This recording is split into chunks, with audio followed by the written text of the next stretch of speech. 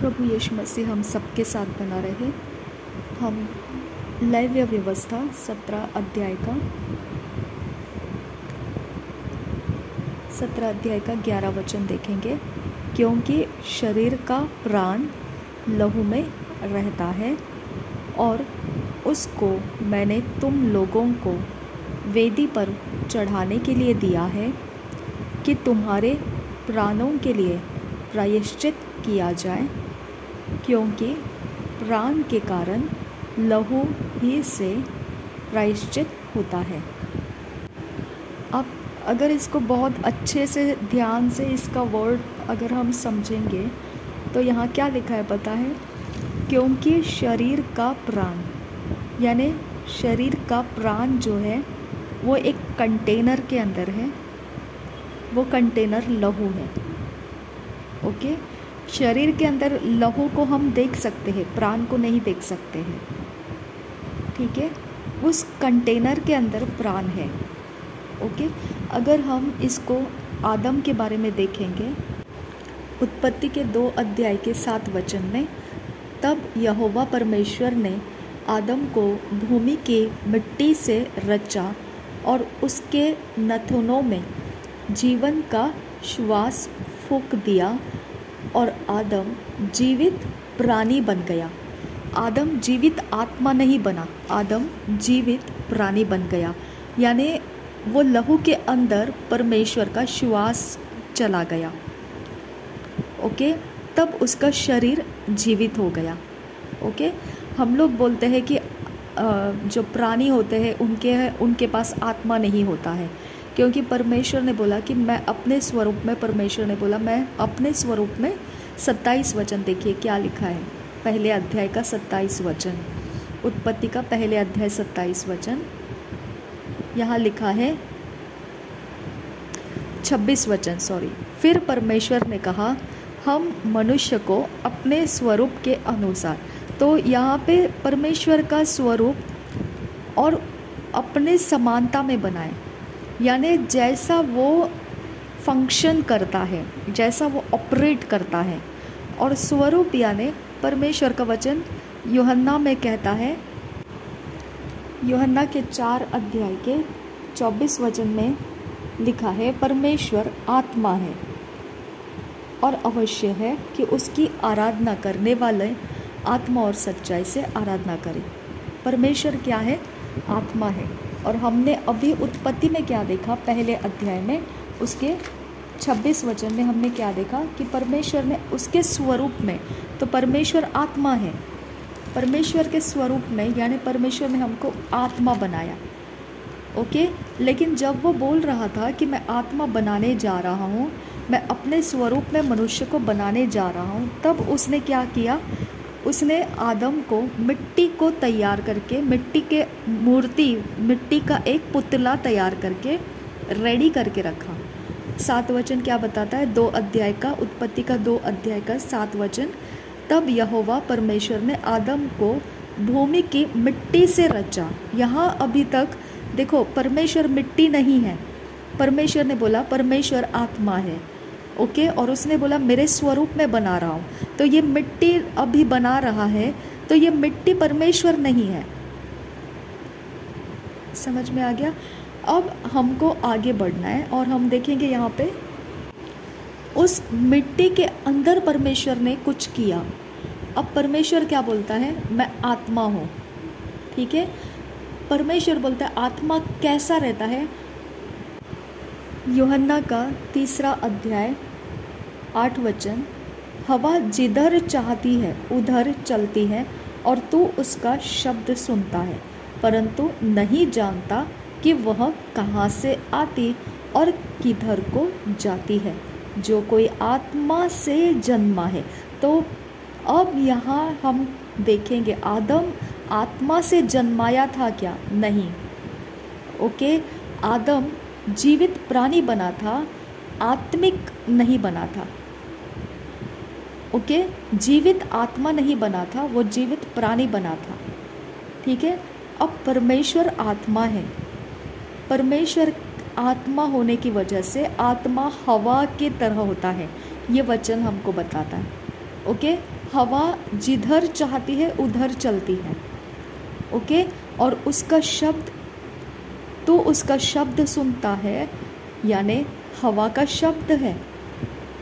अगर इस बात को हम उत्पत्ति में जाकर दोबारा देखेंगे, उत्पत्ति के तीसरे अध्याय में 8 वचन में देखिए, तब यहोवा परमेश्वर जो दिन के ठंडे समय वाटिका में फिरता था। अब यूहन्ना के 4 अध्याय के 24 वचन में हमने क्या देखा? हमने ये देखा परमेश्वर आत्मा है। उत्पत्ति के पहले अध्याय के 26 वचन में हमने क्या देखा? परमेश्वर ने मनुष्य को परमेश्वर के स्वरूप में बनाया, उसकी समानता में बनाया। ओके, तो उसका स्वरूप क्या है? आत्मा है।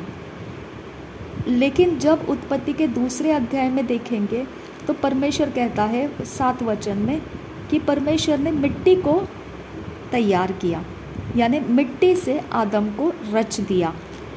ठीक है, अब यहाँ पे परमेश्वर आत्मा है, कैसे दिखता है आत्मा? हमने यूहन्ना के सुसमाचार में अभी क्या देखा? यूहन्ना के तीसरे अध्याय में हमने क्या देखा कि हवा की तरह होता है। हवा किधर से आती है, किधर को जाती है, नहीं मालूम पड़ता है ना। यहाँ पे ऐसा लिखा है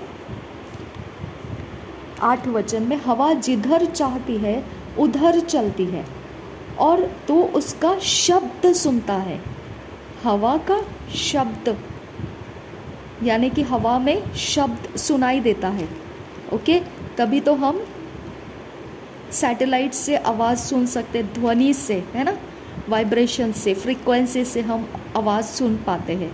ठीक है, परंतु नहीं जानता कि वह कहाँ से आती और किधर को जाती है। जो कोई आत्मा से जन्मा है वह ऐसा ही है। ओके, तो यहाँ पर आपको ये बात समझ में आता है। यहाँ तब परमेश्वर जो दिन के ठंडे समय वाटिका में फिरता था, यानी वहाँ पर दिन का ठंडा समय परमेश्वर हवा की तरह घूमता था। ओके, फिरता था। ओके, हवा की तरह, मनुष्य की तरह नहीं। जैसा आदम मिट्टी था तो मिट्टी की तरह वो नहीं था, वो आत्मा है। और हवा की तरह कहाँ से आता है और कहाँ को जाता है मालूम नहीं पड़ सकता है, लेकिन वो आया है। कैसे पता चलता था आदम को? देखिए, तब यहोवा परमेश्वर जो दिन के ठंडे समय वाटिका में फिरता था का शब्द उनको सुनाई दिया। यानी वहाँ भी हमने वही देखा यूहन्ना के तीसरे अध्याय में कि शब्द हमको सुनाई देता है। लेकिन कहाँ से आया परमेश्वर? यहाँ पर इधर तो कहीं नहीं लिखा है कि परमेश्वर आया कहाँ से उस जगह में, है ना। यहाँ पे सिर्फ आदम बोल रहा है कि उसका शब्द सुना। इस बात को और एक जगह हमने देखा उत्पत्ति के तीसरे अध्याय में कि परमेश्वर का आत्मा ऐसा है कि हम उसको कहाँ से आया कहाँ से गया मालूम नहीं पड़ता है, कहाँ जा रहा है, लेकिन वो आया तो हम उसका शब्द सुन पाते हैं। उसका शब्द सुन पाते हैं। बहुत बहुत क्या कहते हैं ना, अद्भुत परमेश्वर है हमारा, बहुत अद्भुत है। आप जितना उसके करीब पहुंचोगे आपका सामर्थ्य बढ़ जाएगा। जितना आप उसको छूने के लिए उस सारे प्रकार की अज्ञानता को हटाओगे तो आप सामर्थ्य बन जाते हैं। ओके, तो ये अज्ञानता हटाइए। हमारा परमेश्वर आत्मा है, हमारा परमेश्वर क्रूस नहीं है। लकड़ी का क्रॉस अगर पुलपिट पे रखा जाता है, आप वहाँ जाकर हाथ नहीं जोड़ना है, माथा वहाँ जाकर नहीं टेकना है। ओके, उसको छू कर चुंबन नहीं लेना है, वो मूर्ति है। हम क्रॉस पुलपिट के ऊपर क्यों रखते हैं? आने वाले अनजान लोग समझ पाए कि प्रभु यीशु मसीह का काम यहाँ पर हो रहा है। बस वो आप लोगों का भक्ति करने के लिए वहाँ पर नहीं रखा जाता है, वह एक चिन्ह है। हमारे घर के माथे के ऊपर भी हमने क्रॉस लगाए रखा है, तो इसका मतलब ये नहीं है कि हम उस क्रॉस को भक्ति करें ना। कोई देखेगा हमारे घर की तरफ, वो समझ जाएगा ये मसीही का घर है, बस। वो सिर्फ हमारा एक पता बताता है कि हम मसीही हैं, दैट्स ऑल। कभी गलती से भी पुलपिट के ऊपर रखे हुए क्रॉस को, उस जगह को जाकर उस क्रॉस को छू कर, नमन करके, चुंबन करके भयानक परमेश्वर का क्रोध आपके ऊपर आ सकता है, क्योंकि 10 आज्ञाओं में ही परमेश्वर ने बोला है कि मैं इसीलिए तुमको मेरे अपने आप को नहीं दिखाता हूँ, क्योंकि तुम मेरी मूरत बना के उसकी भक्ति करने लगोगे। और मैं इसके बारे में जलन रखता हूँ। मैं मूरत को अपनी महिमा नहीं दे सकता हूँ, मैं मूरत के अंदर समा नहीं सकता हूँ। हालेलुया। ये मिस्टेक आप करना बंद कर दीजिए। चलो, आपको मालूम नहीं था, अब मालूम हो गया। अगली बार कभी कहीं पर भी जाकर क्रूस को देखकर हाथ नहीं जोड़ना, माथा क्रूस को नहीं लगाना, क्रूस को हाथ लगाकर चुंबन नहीं लेना। वो आपका परमेश्वर नहीं है। हालेलुया। वो आपका परमेश्वर नहीं है। आमीन। आपका परमेश्वर आत्मा है। आत्मा कैसा है? हमने क्या देखा? आत्मा कैसा है? आत्मा हवा की तरह है। हाँ, आत्मा से जन्मा हुआ मनुष्य कैसा रहता है? हवा की तरह। और हवा किधर से आती है, किधर को जाती है, हम नहीं बता सकते हैं। हाँ, अब यहाँ पे भी वाटिका के अंदर परमेश्वर कहाँ से आया, हम नहीं बता सकते हैं। कहाँ से आया भाई तू? नहीं पता है। हाँ, कहाँ पर जाने वाला है? नहीं पता है। लेकिन आदम बोलता है कि मैंने उसका शब्द सुना। हालेलुया। यानी आदम के नथुनों में जो श्वास फूका था वो हवा ही था। हमारे नथुनों में क्या है? श्वास है, वो हवा ही है। हाँ, तो आत्मा कैसा है? आप श्वास को देख सकते हैं क्या? जी नहीं। ठीक है, आप श्वास के अंदर देखिए, अगर आप साइंस के अनुसार देखेंगे ना, तो हम हवा को नहीं देख सकते, लेकिन हवा जब सूरज के किरणों के अंदर से अगर हमको कहीं देखने को मिलती है, ओके, तो उसके अंदर के धूली के कण दिखते हैं। ठीक है, हवा नहीं दिखती है। धूल के कण तरंगते हुए उस लाइट के अंदर, उस किरण के अंदर दिखाई देते हैं, लेकिन हवा नहीं दिखता है। आमीन। मेरा परमेश्वर नहीं दिखता है माय फ्रेंड्स, नहीं दिखता है। आपको यही बात को असलियत में पकड़ लेना है और परमेश्वर को प्रेम करना है। किसी मूर्तियों के पीछे नहीं जाना है, चाहे वो फ़ोटो में लगा हुआ यीशु मसीह का चेहरा हो, चाहे वो क्रूस का बलिदान करता हुआ दिखने वाला चेहरा हो, चाहे वो कुछ भी रहे। कभी जाकर आप उसका चुंबन मत लीजिए, कभी उसको जाकर माथा मत लगाइए। परमेश्वर पसंद नहीं करता है ये बात, क्योंकि परमेश्वर आत्मा है। हालेलुया। क्या आप अपने आत्मा को देख पाते हैं? जी नहीं। राइट। क्या हम हमारे श्वास को देख पाते हैं? जी नहीं। ठीक है, हम अगर अपने खुद के अंदर, हमारे नथुनों के अंदर जो श्वास आता और जाता है, उसको हम देख नहीं पाते हैं, तो हम उस श्वास को कैसे क्या हाथ जोड़कर नमन करें? क्योंकि वो भी तो परमेश्वर ने ही दिया है, उसको भी परमेश्वर ने ही आदम के नथुनों में भेजा है। तो हवा ही है वो। हवा है का मतलब क्या बन जाता है? आत्मा है वो। हालेलुया। लेकिन ये वाला जो श्वास परमेश्वर ने नथुनों में डाला, तो वो जाके कहाँ पर बैठ गया? आदम के लहू के अंदर। राइट, आदम के लहू के अंदर बैठ गया। अब ये लहू के अंदर बैठने की वजह से उस का मिट्टी का जो ढेला था, वो मूर्ति था, ओके, वो मरा हुआ मूर्ति के समान एक था, जिसके अंदर कुछ भी हलचल नहीं थी। जैसे ही वो श्वास उसके लहू के अंदर गया, वो क्या हो गया? जीवित प्राणी बन गया। प्राणी बना, आत्मा नहीं बना, जीवित प्राणी बना। ठीक है। अब लहू के अंदर जो है श्वास, वो आत्मा है। ठीक है। हम जो श्वास लेते हैं, ये श्वास को क्या कहा जाता है? प्राण वायु कहा जाता है। ओके, प्राण का हवा, राइट, हमको जीवित रखने वाला हवा। ठीक है। सब हवा हमको चलेगा क्या? जी नहीं। ओके, हम केमिकल का हवा नहीं लेते हैं, दुर्गंध का हवा नहीं लेते हैं, कोई और प्रकार का, किसी प्रकार का कुछ भी हानिकारक हवा हम हमारे शरीर में, नथुनों में से आने नहीं देते हैं। ठीक है। तो यहाँ पे हम क्या देखते हैं? प्राण वायु शुद्ध है, जो हमारे लहू के अंदर जाके बैठता है।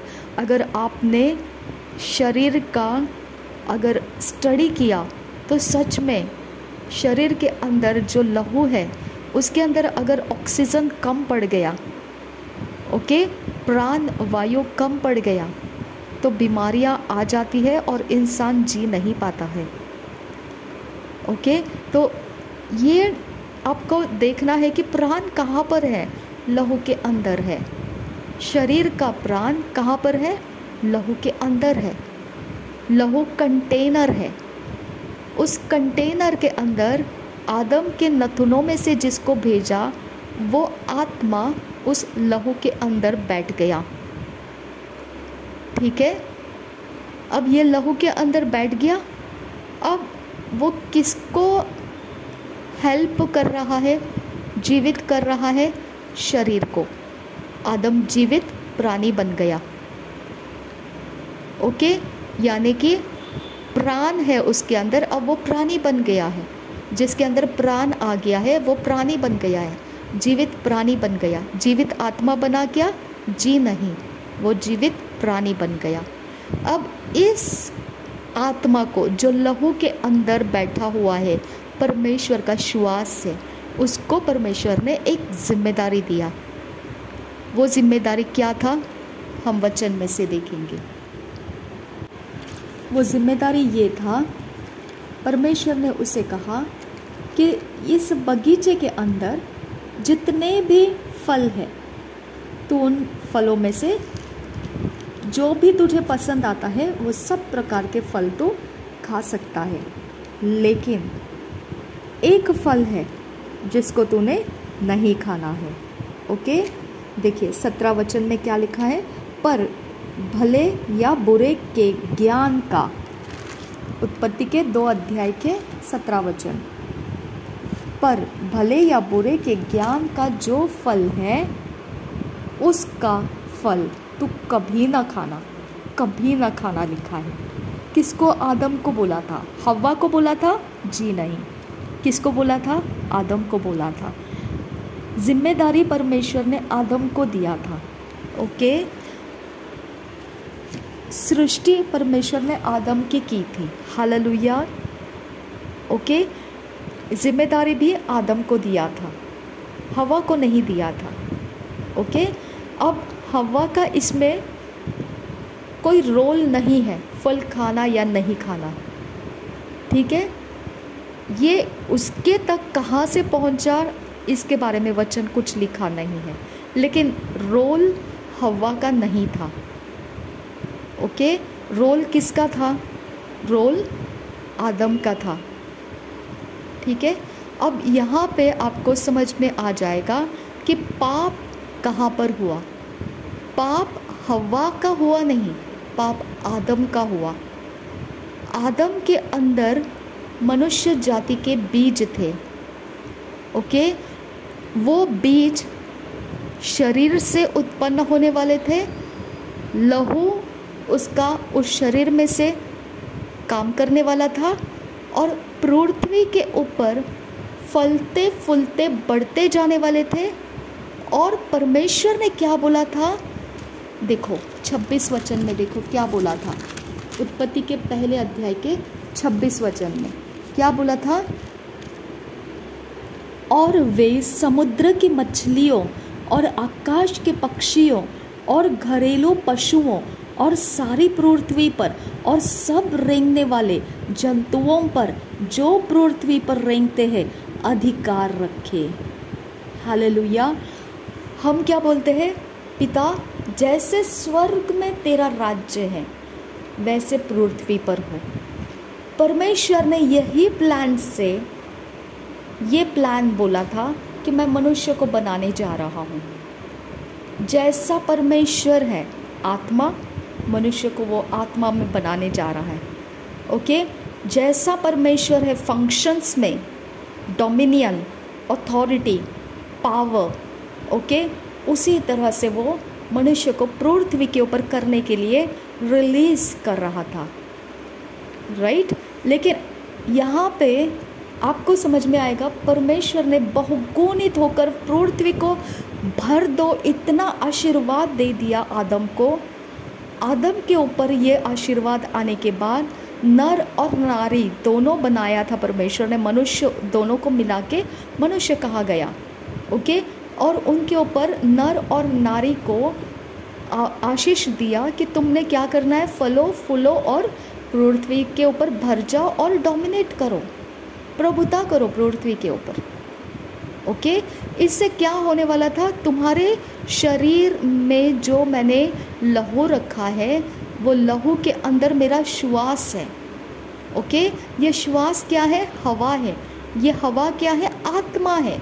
और परमेश्वर ने उसका श्वास दिया, मतलब जो वो आत्मा है वही आत्मा हमारे नथुनों के अंदर से आया है। ठीक है, अब इसके बाद ये आत्मा का काम क्या था कि इसने आज्ञा पालन करना था। ठीक है, इसने क्या करना था, आज्ञा पालन करना था। हव्वा का प्रॉब्लम नहीं था, ओके, आदम का प्रॉब्लम था। आदम को परमेश्वर ने बोला था आज्ञा पालन कर, आज्ञा तोड़ मत। ओके, आज्ञा पालन कर।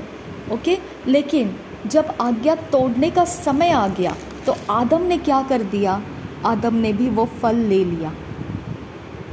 ठीक है, अब आपको समझ में आ गया, आदम हव्वा को इस्तेमाल करने वाला था।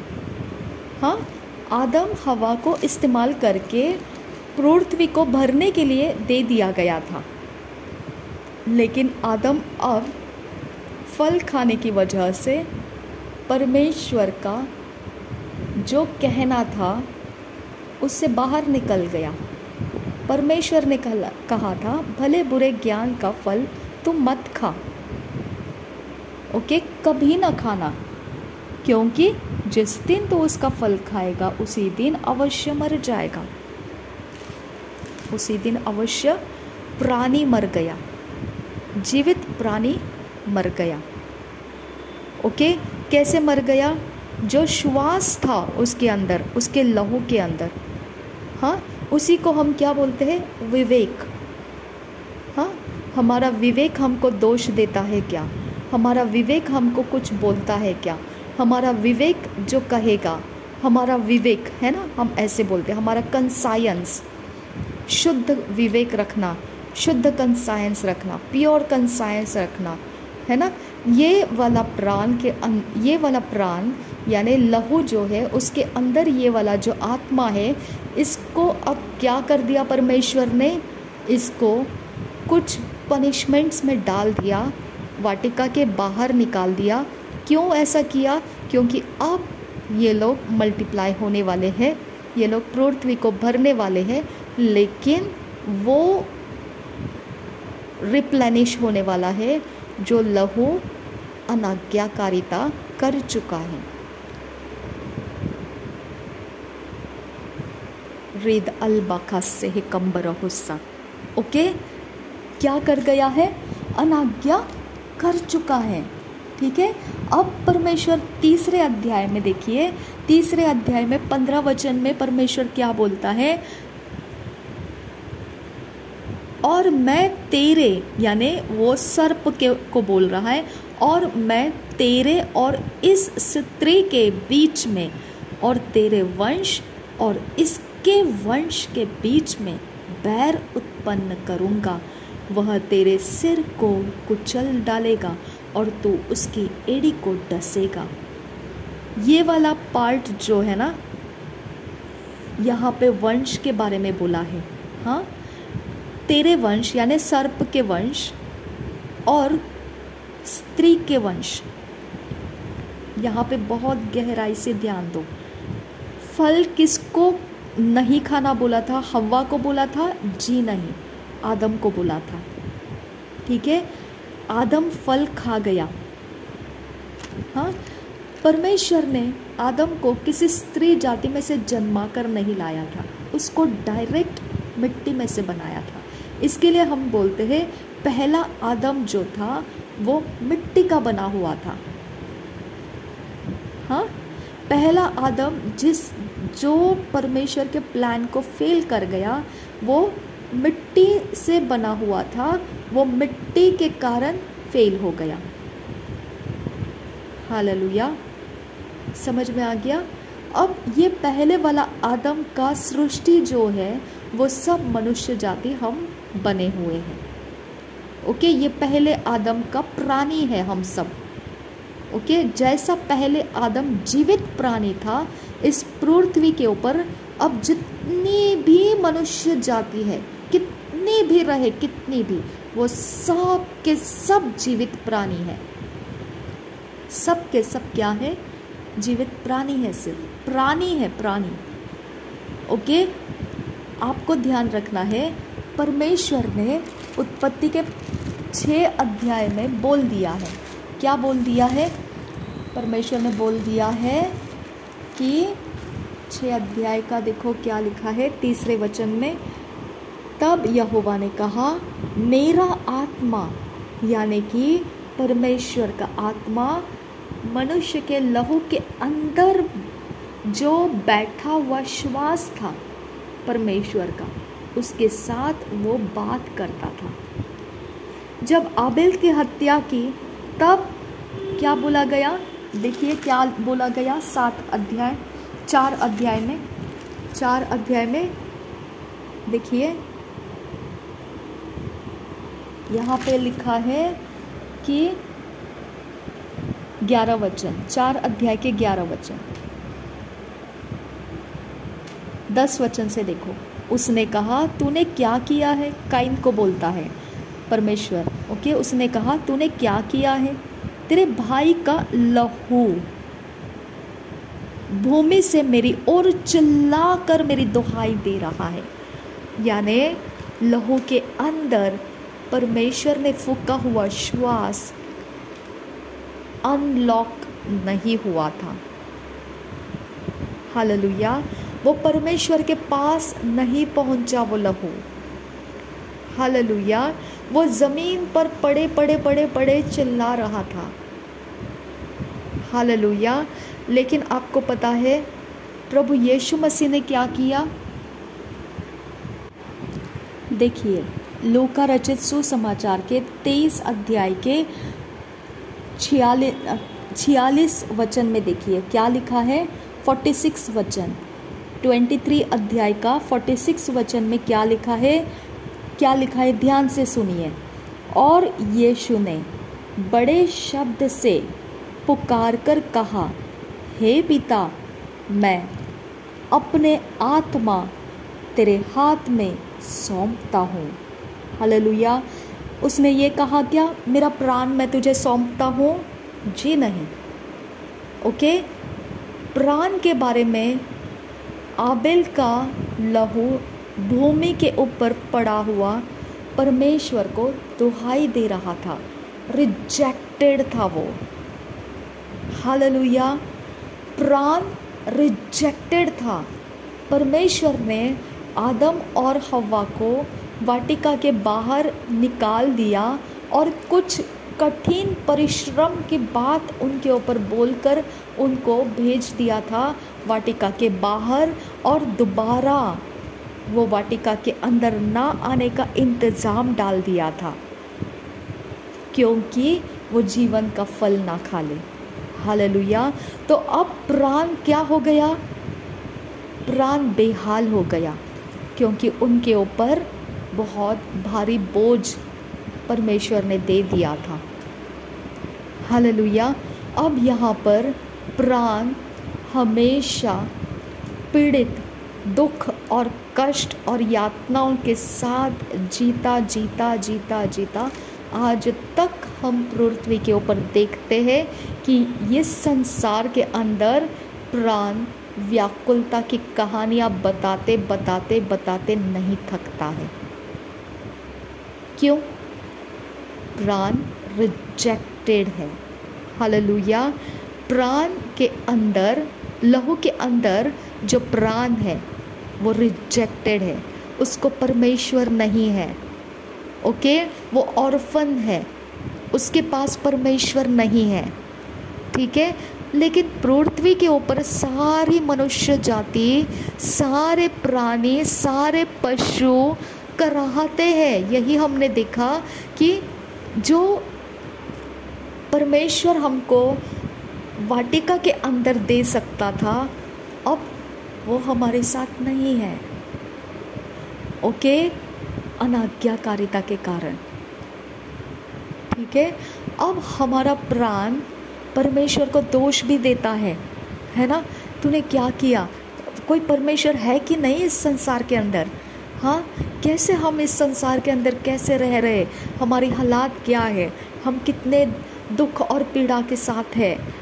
हमको कोई देखने वाला नहीं है। ओके, कैसा है? किसने हमको इस पृथ्वी के ऊपर लाया है? कोई नहीं बता सकता है कहाँ पर है परमेश्वर। कोई नहीं बता सकता है। हालेलुया। क्योंकि वो रिजेक्टेड प्राण है। हालेलुया। क्योंकि मनुष्य का लहू के अंदर जो आत्मा है वो परमेश्वर ने त्याग दिया है। त्याग दिया उसको। हाँ, उसको त्याग दिया। और फिर क्या हो गया? त्याग देने के बाद मनुष्य जैसा एक अनाथ रहता है, खुद अपना सब कुछ करता है, खुद का देखभाल करता है, खुद को प्रोटेक्ट करता है, खुद को संभालता है, खुद को बढ़ाता है, खुद को जिलाता है। जी पाया तो ठीक है, नहीं जी पाया तो ख़त्म हो जाता है। पृथ्वी के ऊपर यही सिलसिला अभी तक चलता आया है। रोमियो के पत्री में लिखा है कि संसार भी इस बात से दुख को उठा रहा है और मनुष्य का शरीर भी यही पीड़ा, यही प्राण के हालात से दुख आज भी उठा रहा है। वो दोनों छुटकारे का इंतज़ार कर रहे हैं। रोमियो के पत्री में लिखा है। हालेलुया। अब यहाँ पे परमेश्वर ने क्या काम किया आप समझ सकते हैं। पहला आदम जो मिट्टी का बना हुआ था, ओके, पहला आदम में बीज रखा हुआ था। वो बीज अब क्या हो गया? दूषित प्राणियों को, मनुष्य प्राणियों को पृथ्वी के ऊपर फैला दिया। उसमें से अब परमेश्वर उस प्राण का इस्तेमाल नहीं कर सकता है। ठीक है।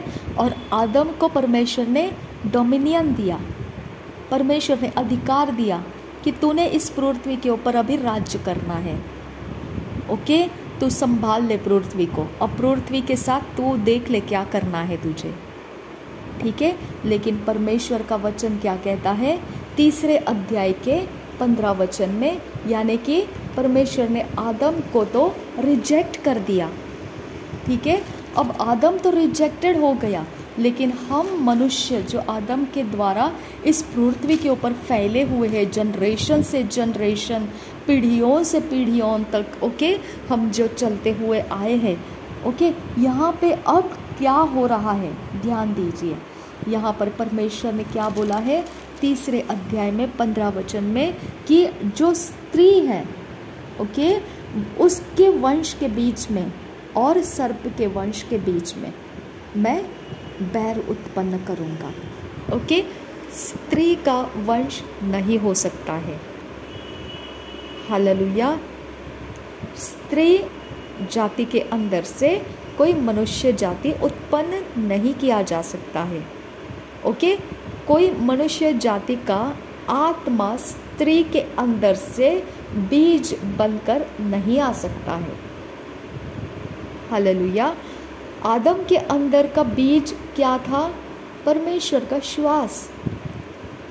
ठीक है, वो मल्टीप्लाई हो गया, उसने सारे शरीर को पैदा करके रखा जो परमेश्वर के आत्मा का नहीं सुन रहा था। ओके, उसका श्वास क्या करना चाहिए था? है किसका वो श्वास? परमेश्वर का। लेकिन आदम को जिम्मेदारी दिया था कि उसने क्या करना है? परमेश्वर के आत्मा का सुनना है। क्या उसने सुना? जी नहीं। अब क्या हो गया? अब यहाँ पर वो सारे मनुष्य जाति तैयार हो गए जो परमेश्वर के नहीं सुनते हैं, परमेश्वर को धिक्कारते हैं। ओके, वो अपने अंदर ही बहुत अलग अलग कलाकारी दिखाते हैं, अपने आप को सब कुछ बना देते हैं, हाँ, मनमानी करते हैं, परमेश्वर की निंदा करते हैं, ठट्टों में उड़ा देते हैं, और बाकी उनको जो पसंद है वो सब करते हैं। कोई रोकता है उनको? जी नहीं, कोई नहीं रोकता है। उनको पता है कैसे, क्या, कहाँ, कैसे करना है, सब करते हैं। हालेलुया।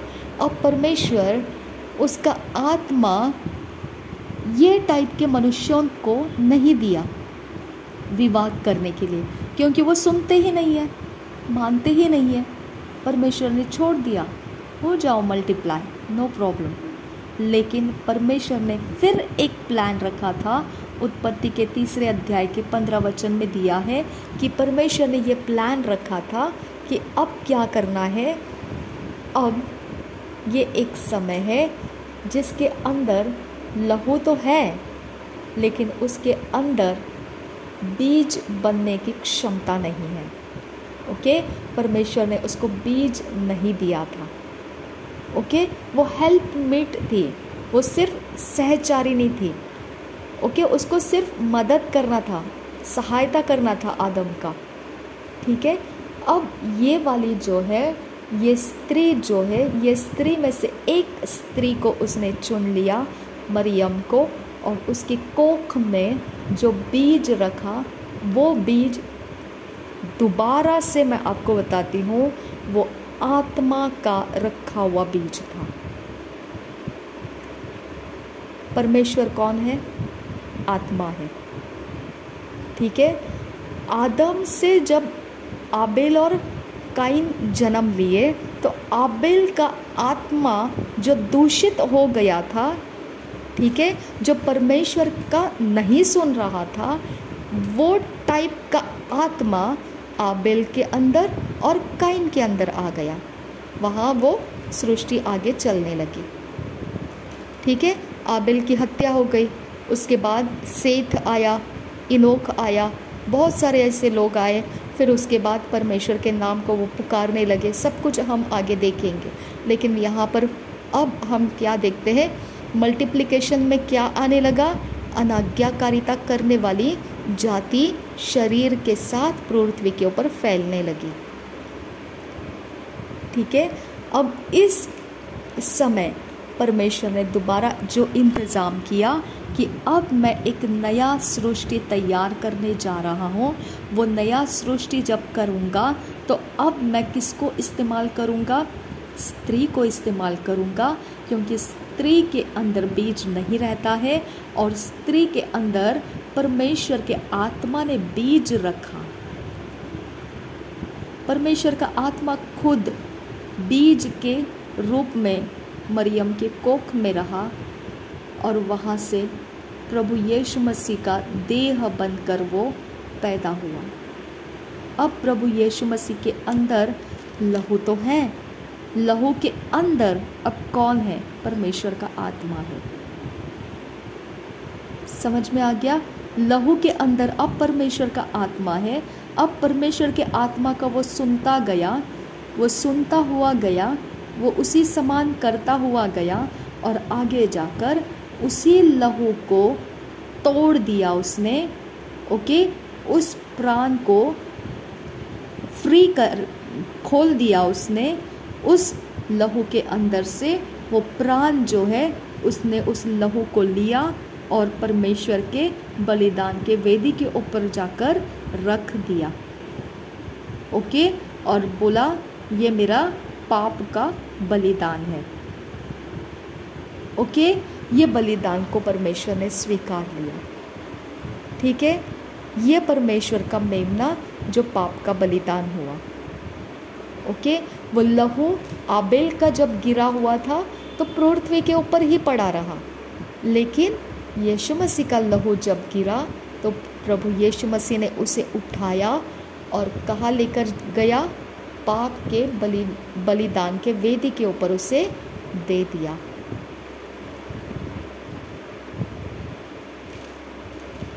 समझ में आ गया?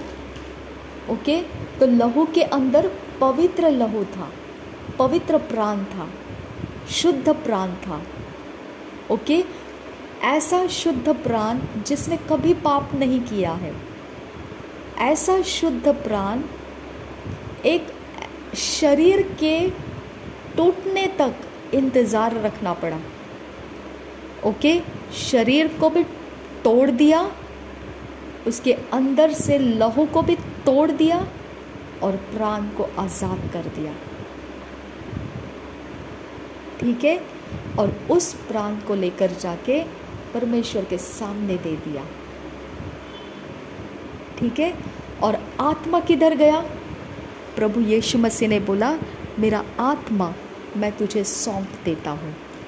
यानी लहू, उसके अंदर जो प्राण था और आत्मा, जो प्रभु यीशु मसीह ने बोला मेरा आत्मा मैं तुझे सौंप देता हूँ, वो आत्मा परमेश्वर का आत्मा था जो प्रभु यीशु मसीह को विवाद करके संभाल रहा था, जिसके बारे में उत्पत्ति के 6 अध्याय में लिखा है कि मेरा आत्मा मनुष्य के साथ सदा विवाद करता नहीं रहेगा।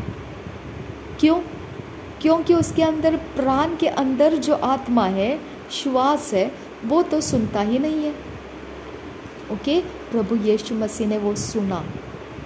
ठीक है, उस आत्मा का सुना, उस आत्मा के अगुवाई में चला, उस आत्मा के अधीनगी में रहा, और ऐसा करते करते फिर आखिरी में उसने आत्मा को परमेश्वर के पास समर्पित कर दिया। ओके, इसके लिए प्रभु यीशु मसीह बोलता है प्राण को देना और दोबारा उसे ले लेना मेरे कब्जे में है। मैं चाहूँ तो मैंने प्राण को देना, मैं ना चाहूँ तो मैं नहीं देना। वो मेरे अंदर, मेरी जिम्मेदारी में है।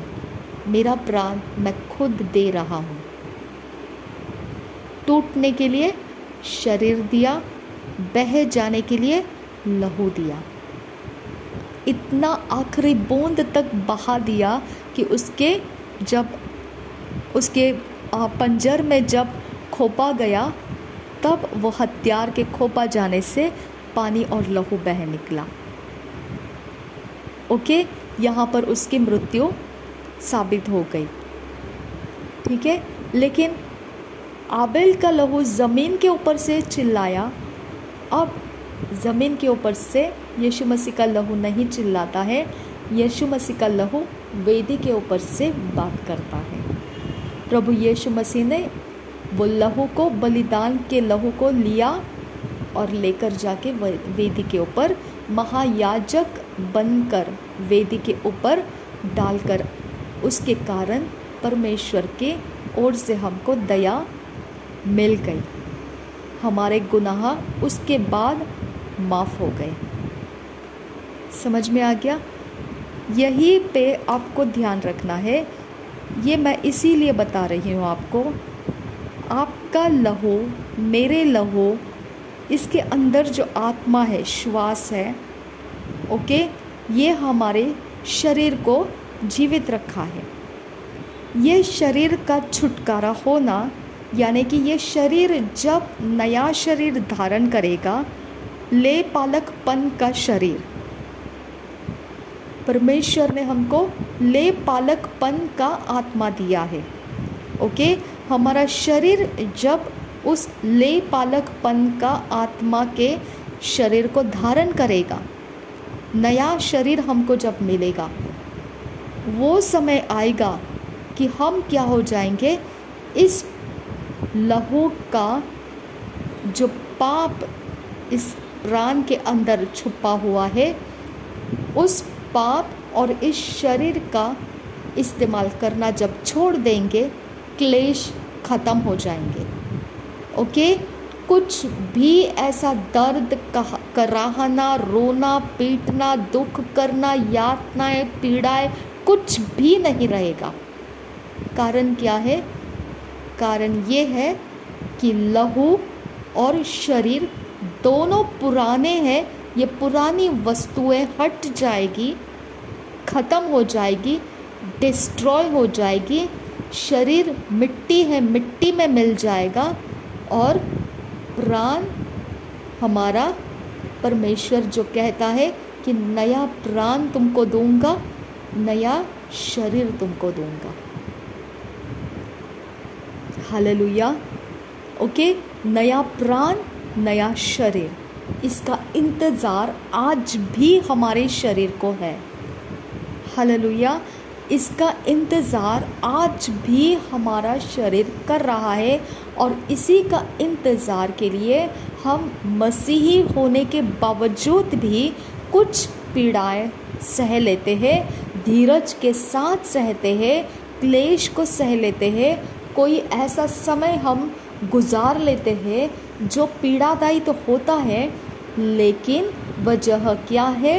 ये शरीर और उसके अंदर का लहू, उसमें जो प्राण है, ये सब कुछ जब ख़त्म हो जाएगा, तब जाके हम नया शरीर धारण करेंगे, और नया लहू, नया आत्मा, प्राण, हृदय हमको मिलेगा, और वहाँ से लेकर हमारा शरीर कभी दुख और कष्ट को नहीं देखेगा। ख़त्म। ये टाइमिंग को आपने समझना है। ओके, हमारे पास एक ही इंतज़ाम है, और वो इंतज़ाम है जो पुनरुत्थान किया प्रभु यीशु मसीह को। वही आत्मा हमारे प्रॉब्लम्स को सॉल्व कर सकता है। नहीं तो हमारे शरीर के कोई भी प्रॉब्लम्स कभी भी सॉल्व नहीं होंगे, कभी भी नहीं। आप जो दुनिया हिलाना चाहते हो हिला लो, कुछ भी सॉल्व नहीं होगा। सिर्फ और सिर्फ एक ही ऐसा इलाज है, जो है पुनरुत्थान का आत्मा, जो हमारे शरीर के हर हिस्से का पूरी तरह से जानकारी रखता है, और उसको चंगा भला अच्छा सब कुछ प्राप्त करने का सामर्थ्य हमारे अंदर वो दे सकता है। समझ में आ गया? उस पुनरुत्थान के आत्मा की खातिर हमने आनंद करना है कि आज मरणहार देह तो है हमारा, ओके, लहू तो है वही, ठीक है, लेकिन हमने क्या किया? पानी के नीचे बपतिस्मा लिया, डुबकी लगाकर, पिता पुत्र पवित्र आत्मा के नाम से, और ये शरीर धो दिया हमने। ओके, नया बन गया, ठीक है। अब ये शरीर नया वस्त्र धारण किया है, धार्मिकता का वस्त्र। ओके, प्रभु यीशु मसीह के गुण उसने अपने हृदय के अंदर बिठा लेने के रास्ते शुरू कर दिए। कैसे?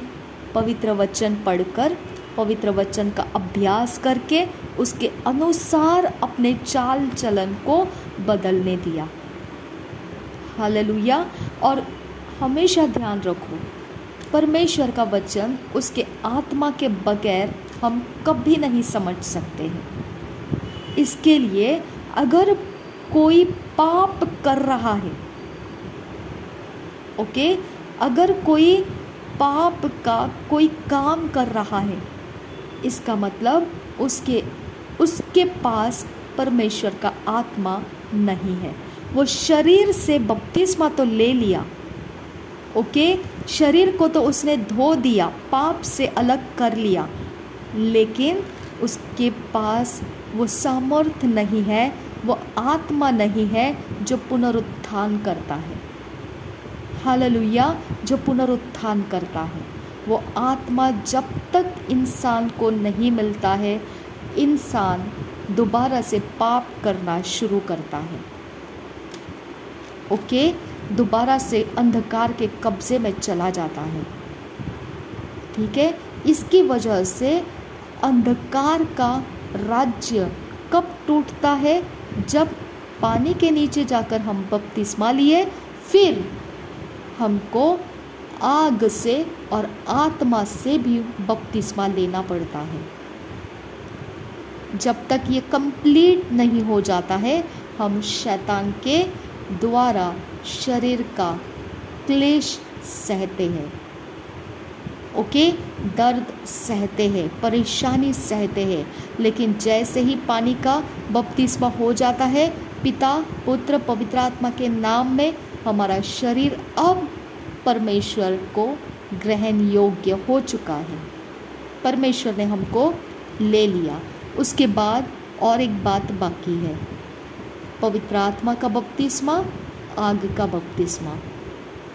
ये बपतिस्मा जब हम पर उतर कर आता है तो ये भी हम उसके अंदर डूब जाते हैं, पानी के अंदर डूब जाते हैं। वहीं पे हम ऊपर उठकर आते समय पवित्र आत्मा हमारे ऊपर आ जाता है, छाप लग जाती है। ओके, लेकिन शैतान पवित्र आत्मा को नहीं डरता है। ओके, उसको पता है पवित्र आत्मा को ओबीडियंस चाहिए, आज्ञा पालन चाहिए। ओके, पवित्र आत्मा का आज्ञा पालन अगर मनुष्य नहीं करेगा तो मनुष्य शैतान के कब्जे में रहेगा।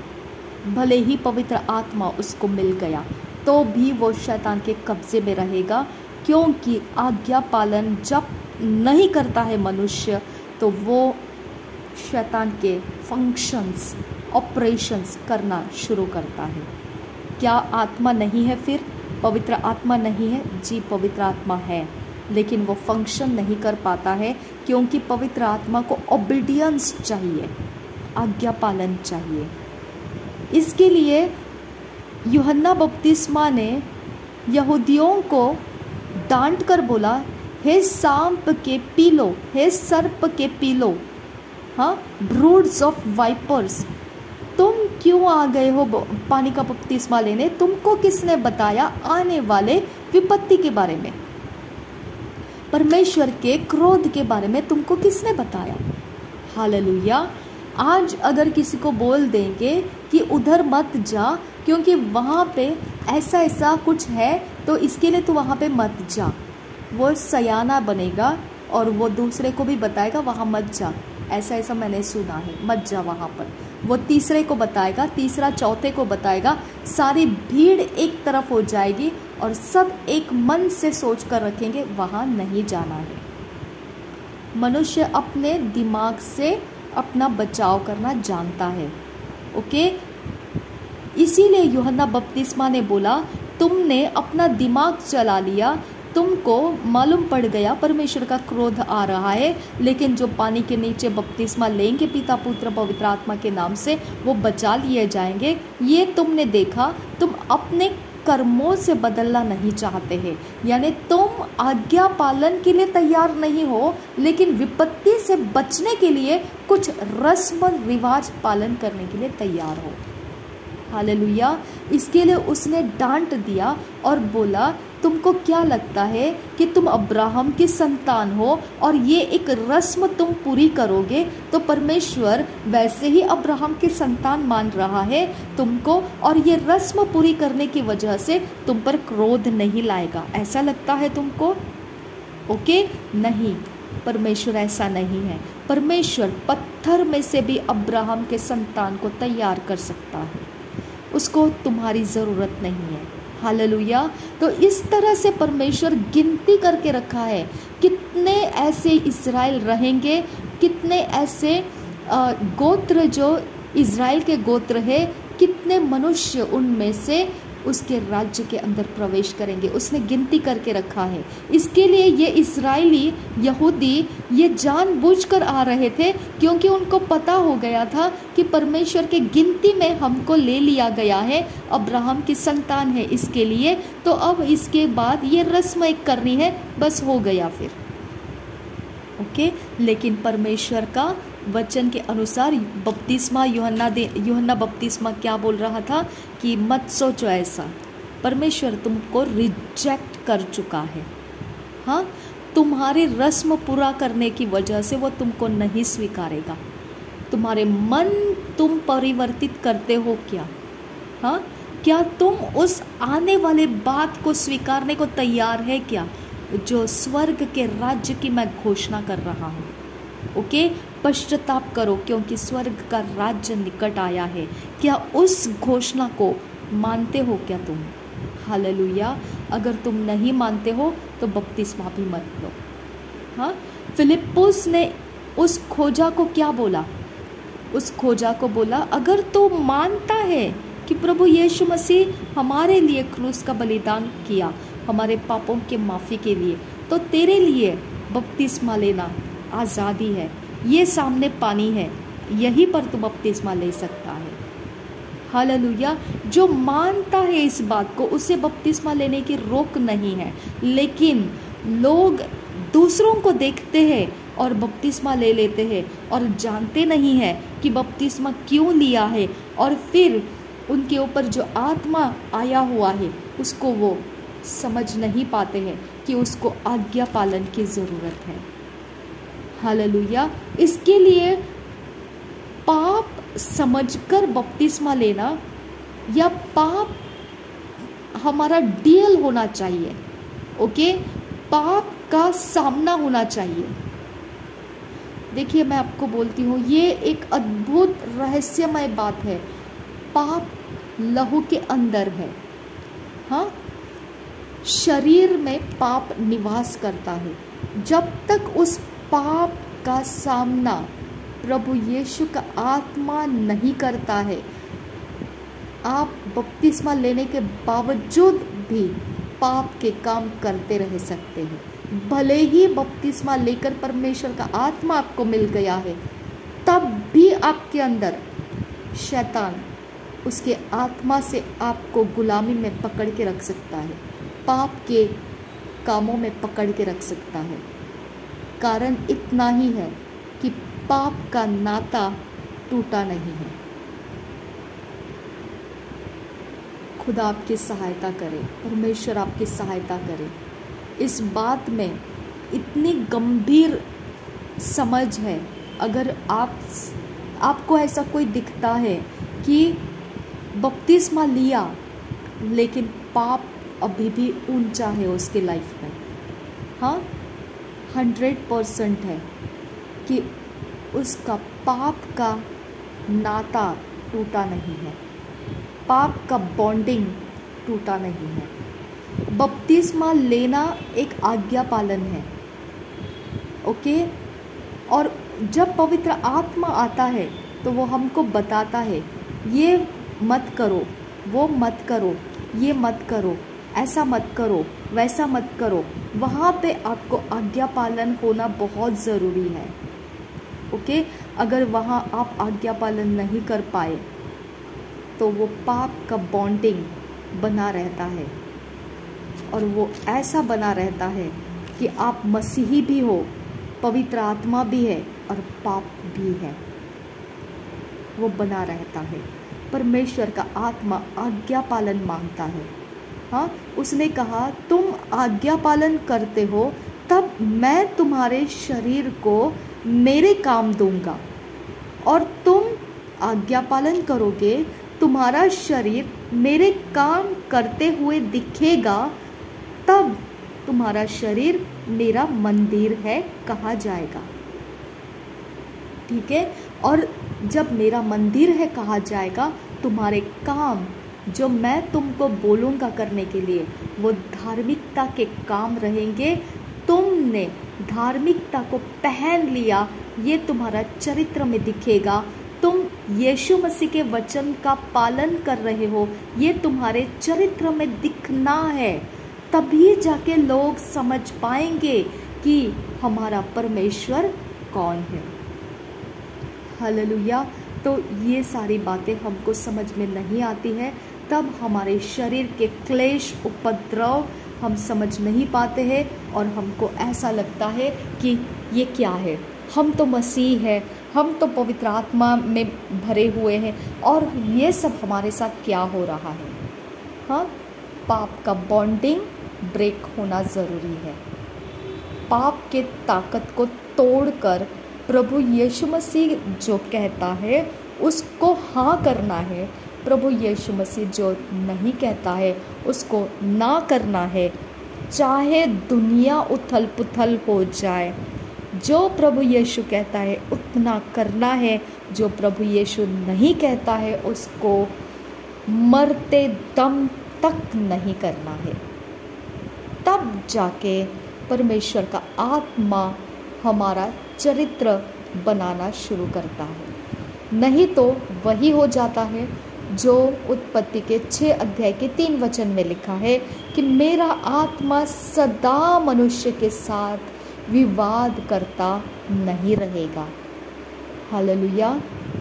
ओके, अब ऐसे लोगों के साथ परमेश्वर का आत्मा विवाद करता है। तू पाप मत कर, तू ये मत कर, तू वहाँ मत जा, तू ये मत कर, तू ऐसा मत कर। अगर उनके साथ आप बात करोगे तो वो लोग बोलेंगे ये सब कुछ तो मैं समझ रहा हूँ, पर पाप के कामों से मैं छूट नहीं रहा हूँ।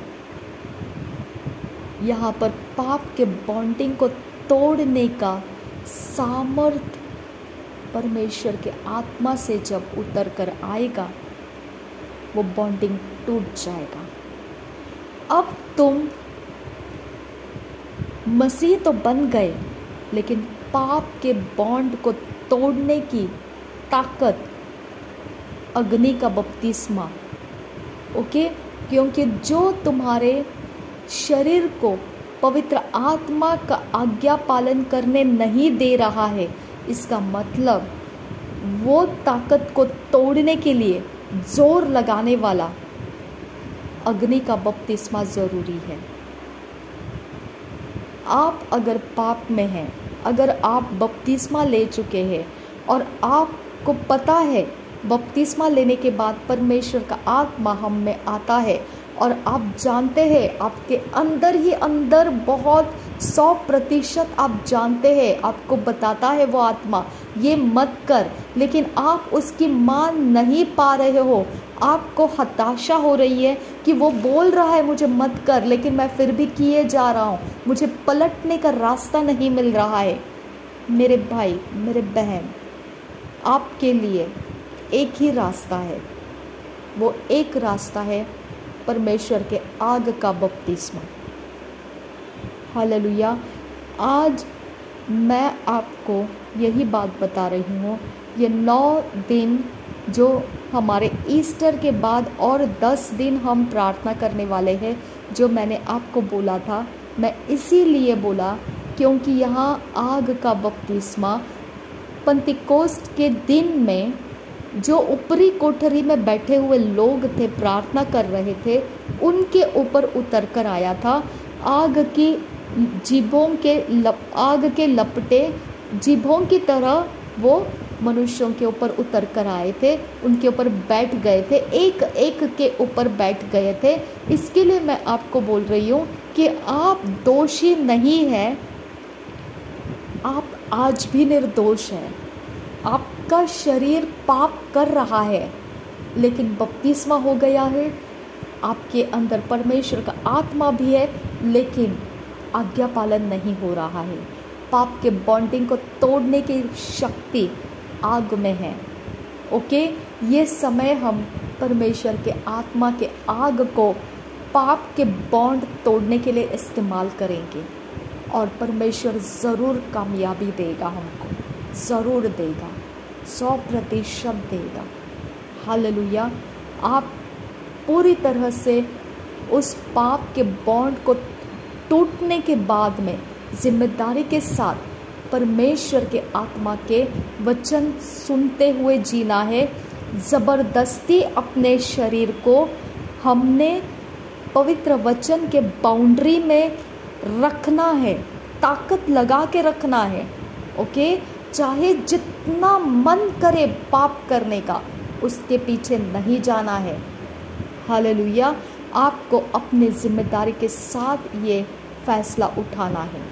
इसके लिए यूहन्ना बपतिस्मा ने उन यहूदियों को फटकार मारी थी, हे सर्प के पीलो, ब्रूड्स ऑफ वाइपर्स, तुमको क्या लगता है, तुमको किसने बताया आने वाले क्रोध के बारे में, है ना।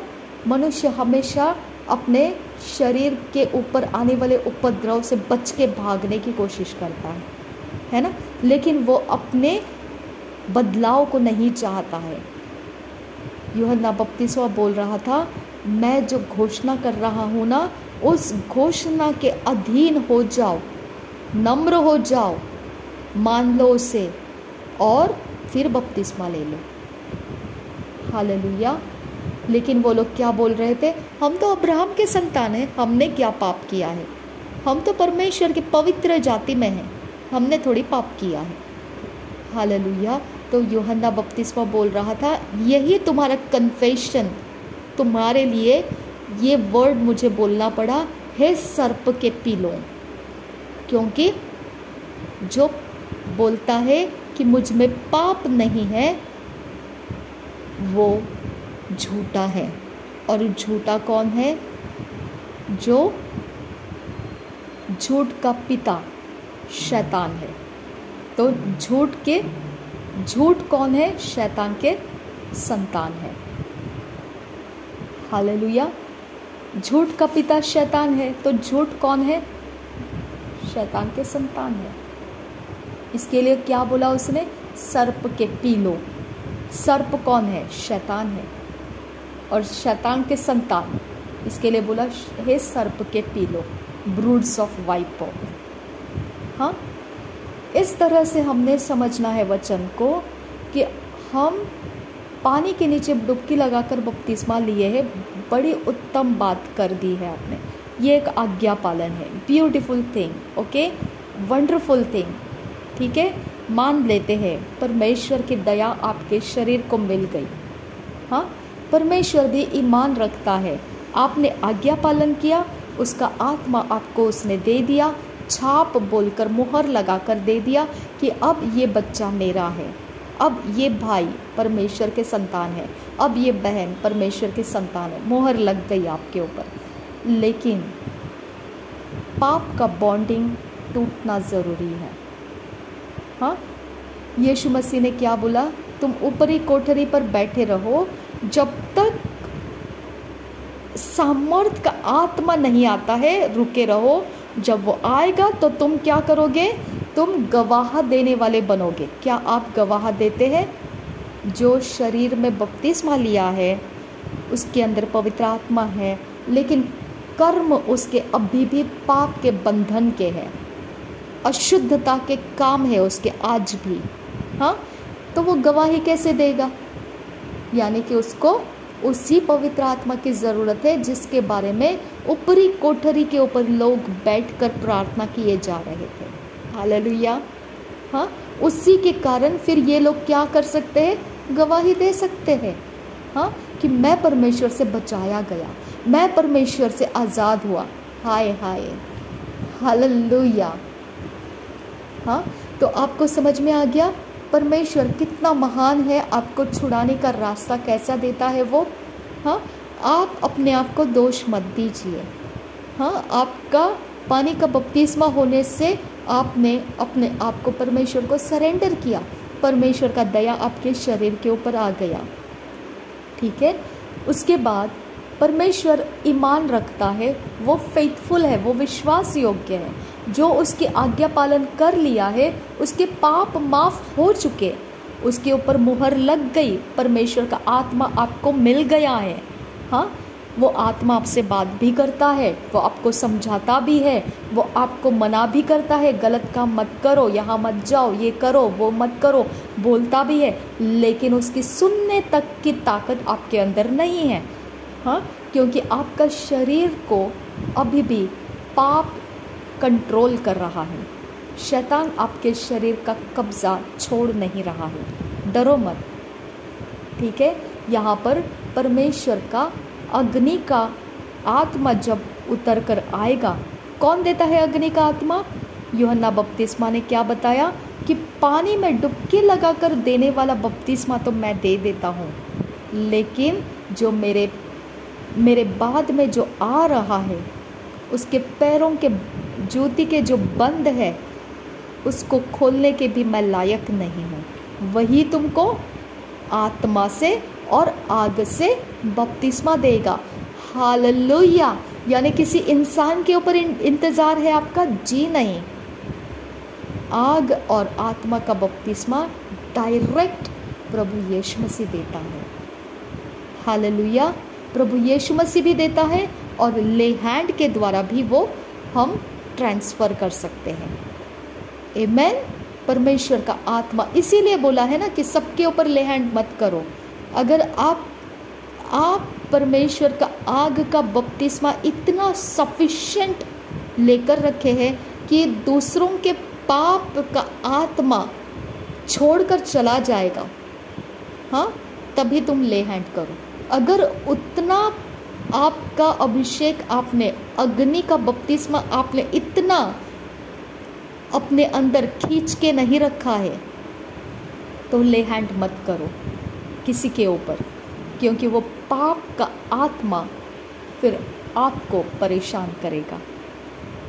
अग्नि का बपतिस्मा का ये टीचिंग है। हालेलुया। हाँ, तो हमको हमेशा ध्यान रखना है, ले हैंड मजाक नहीं है, ट्रांसफ़र होता है। अगर आग आपके अंदर कम है और आप ले हैंड करोगे, आपका नुकसान कर देगा वो पाप का आत्मा। अगर आग भरपूर है आपके पास, परमेश्वर का अग्नि का आत्मा बहुतायत की मात्रा में है आपके पास, मैं आपको बोलती हूँ, वो पाप का आत्मा आपका सामना नहीं कर पाएगा, क्योंकि वो आग से डरता है। वो भस्म करने वाली आग है। हालेलुया। जिसको शैतान डरता है, शैतान का आत्मा भी डरता है। हालेलुया। इसके लिए आप हमेशा ले हैंड करना दूर रखिए। हाँ, किसी के सामने जाके ले हैंड मत करवाइए, क्योंकि अगर उनका आग भरपूर नहीं है तो उनका अपराध का आत्मा वो ट्रांसफ़र हो जाएगा आपके पास, और आपका आत्मा पाप का ट्रांसफ़र होगा उनके पास, और वो और ज़्यादा जटिल बन जाएगा। इसके लिए ले हैंड सबके सामने जाके नहीं स्वीकारना। आप परफेक्टली सोचकर जाना है। ओके, परफेक्टली सोचकर जाना है कि आप पाप का आत्मा का जो ताकत है आपके अंदर, उसको जो तोड़ सकता है, उसी आग से भरे हुए इंसान का ले हैंड आपको स्वीकारना है और किसी का नहीं। ओके, आप देख सकते हैं, आप जहां अंकुर नरूला मिनिस्ट्रीज में हम देखते हैं ले हैंड के वक्त में जो आग उतरता है, हाँ, दुष्ट आत्मा, पाप के आत्मा के ऊपर वो छटपटा जाता है, उसे वो बर्दाश्त नहीं कर पाता है। हालेलुया। अगर आप ऐसे इंसान के पास जाओगे और ले हैंड करवाओगे, पाप का आत्मा आपको छोड़कर जाएगा ही जाएगा। आग के आत्मा से आप भर जाओगे और आज्ञा पालन आपके लिए आसान हो जाएगा। बहुत आसान है ये, ठीक है। मैं इस समय का वक्त भी उसी के लिए रखा है कि आग का बपतिस्मा परमेश्वर हमारे ऊपर बढ़ा दे, और ज़्यादा बढ़ा दे, और ज़्यादा बढ़ा दे। हम मांग रहे परमेश्वर से, क्योंकि हम पाप के बंधन से हमेशा खुद भी आज़ाद रहना चाहते हैं, और हमारे साथ जो संगति में जो लोग पाप के बंधन से छूट नहीं रहे हैं, हम उनको भी आज़ादी के लिए तैयार करना चाहते हैं। हालेलुया। इसके लिए मैंने ये आगे का 10 डेज़ पहले ही बोला था। ईस्टर हमारा एंड नहीं है फास्टिंग का, इसके बाद आगे हम 10 दिन जाने वाले हैं। हालेलुया। तो आप हम सब इस आग का बपतिस्मा बहुतायत में प्राप्त करना बहुत ज़रूरी है। इसके बिना शैतान हमें आज्ञा पालन करने नहीं देगा,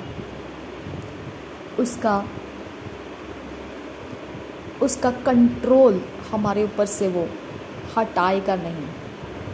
केवल आग का बपतिस्मा से ही वो हटेगा। Hallelujah, hallelujah. अब यहाँ पे यीशु मसीह का खून हम पीते हैं, यीशु मसीह का शरीर हम खाते हैं, ये एक वाचा है। मैं इसके बारे में हम बात करेंगे, ठीक है। मैंने आपको बताया कि यीशु मसीह का लहू ज़मीन पर पड़ा नहीं रहा, वो यीशु मसीह लेके गया और उस वेदी के ऊपर रखा जहाँ पाप के बलिदान का लहू बहाया, वहाँ पर अर्पण डाला जाता है। उसी जगह वो महायाजक होकर गया, उसने याजक का काम भी किया और महायाजक होकर भी वो वहाँ गया। ये इब्रानियों के पत्री से हमने बहुत कुछ सीखा है महायाजक और याजक के बारे में। और हमको परमेश्वर ने क्या बनाया है, याजक के घराने में से हमको बोला है। हालेलुया। हम याजक के घराने से हैं और प्रभु यीशु मसीह हमारा महायाजक है। हालेलुया। तो ये इतना सारा चीज़ होने के बावजूद भी हम शरीर में कष्ट क्यों उठाते हैं, हम शरीर में क्लेश क्यों है, हमारा शरीर दुख और पीड़ा से क्यों ग्रस्त है। अगर इसको सुनना है तो मैंने आपको बताया, हमारा शरीर, उसका लहू पाप के कारण क्लेश में है, रिजेक्टेड है। जब हम परमेश्वर के आज्ञा पालन करते हैं तो शैतान हमको फिर भी सताएगा, फिर भी परेशान करेगा, और उससे दूर रहना है, उससे पावरफुल होकर जीना है। सिर्फ 2 रास्ता है। एक रास्ता है पवित्र आत्मा के आग के बपतिस्मा में भरपूर हो जाए, दूसरा रास्ता है ज़बरदस्ती परमेश्वर के आत्मा के अगुवाई का पालन करो। ये 2 रास्ता शैतान के सारी ताकत को हमारे पैरों के नीचे कुचल देता है। हालेलुया। हाँ, पवित्र आत्मा की अगुवाई को पालन करते समय विश्वास को मजबूत रखिए। हाँ, विश्वास को हिलने मत दीजिए, मजबूत विश्वास रखिए। परमेश्वर ने बोला है, जो बोला है वो बोला है, वो मेरे लिए बोला है और मैं उस पर विश्वास करती हूँ। विश्वास से, मजबूती से डट कर पालन कीजिए, परमेश्वर के आत्मा के आज्ञा को मानिए। पवित्र आत्मा के अग्नि को इतना लीजिए अपने ऊपर, इतना ज़्यादा लीजिए अपने ऊपर, शैतान उसको बर्दाश्त नहीं कर पाता है। हालेलुया। बस अब यहाँ पर ध्यान रखना है, आपके शरीर के अंदर मरणहार देह है, ठीक है, लेकिन वायदा क्या मिला है हमको, जो पुनरुत्थान किया प्रभु यीशु मसीह को, वो पुनरुत्थान करने वाला आत्मा जिसने प्रभु यीशु मसीह को मुर्दों में से जिलाया, वो पुनरुत्थान का आत्मा तुम्हारे मरणहार देह को जिलाएगा। हालेलुया। वो मरणहार देह को जिलाने के लिए पुनरुत्थान का आत्मा हमारी सहायता करेगा, बीमारियों से हटाएगा, दुख कष्ट में से बचाएगा, हर एक पीड़ा में से हमको, हर एक क्लेश में से हमको छुड़ाएगा। पुनरुत्थान का आत्मा हमारे शरीर के हर घटी को सही करेगा, ठीक है। तो पुनरुत्थान का आत्मा कायम हमारी सहायता के लिए मौजूद है। आमीन।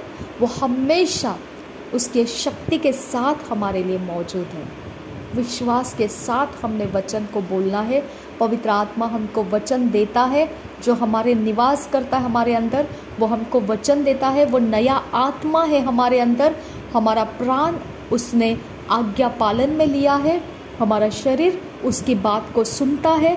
हम बाइबल स्टडी करते हैं, वचन को सुनते हैं, सीखते हैं, आज्ञा पालन करते हैं, और वहाँ आज्ञा पालन के वक्त हम जब विश्वास के साथ पुनरुत्थान के आत्मा का हम यूज़ करेंगे तो हमारे काम बनते जाएंगे।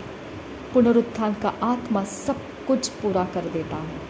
वो हमारे मरणहार देह के अंदर के सारे क्लेश का जवाब है, सारी मुश्किलों का वो जवाब है, सारी पीड़ाओं का वो जवाब है, सारी बीमारियों का वो जवाब है, सारे प्रकार के दुख और कष्ट का जवाब है। हमारा शरीर पुनरुत्थान के आत्मा से ही ठीक, चंगा, भला रह लेता है। पुनरुत्थान का आत्मा ही वो सब कुछ करता है। हालेलुया। तो अब समझ में आ गया, आपके पास, आपके अंदर से आपको सिखाने के लिए बपतिस्मा लेते समय परमेश्वर मुहर लगा देता है। वो मुहर, आपका आत्मा नया बन गया है।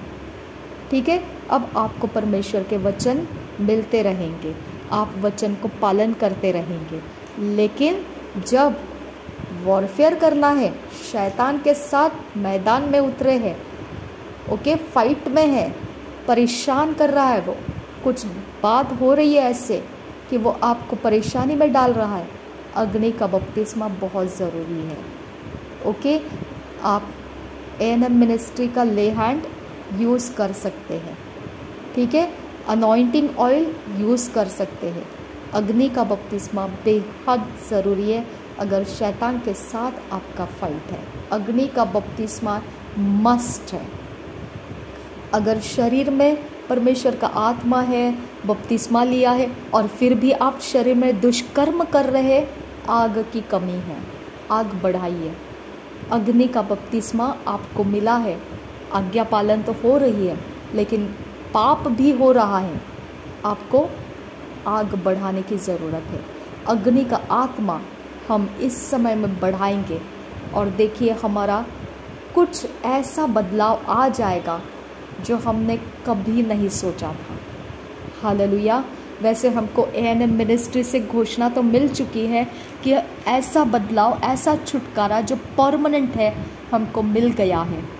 ओके, और उसके ऊपर हम ये जो प्रेयर्स किए जा रहे हैं, अग्नि का बपतिस्मा जो हमको गवाह बना देता है, गवाही देने के लिए हमको बता देता है, जगह जगह में जाकर हम यीशु मसीह की गवाही बोलते रहते हैं, तो ये वाला आग ही का बपतिस्मा है।